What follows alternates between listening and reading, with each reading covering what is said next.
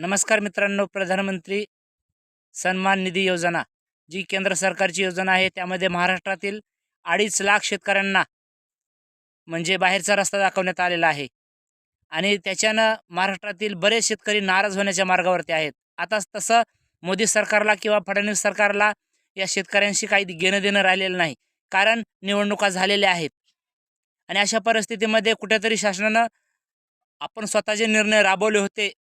निवडणुकीच्या अगोदर जे आपण वचननामा दिला होता, त्या योजनेनं कुठेतरी कात्री लावण्याचा प्रयत्न करण्यात आलेला आहे.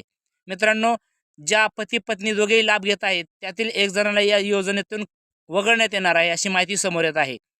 आपली KYC आपण लवकरात लवकर करून घ्या. अनुदान सप्टेंबर-ऑक्टोबरचं आपला अनुदान आपल्या खात्यामध्ये येण्यास विलंब होत असेल तर KYC करून घेणं अत्यंत महत्त्वाचं आहे.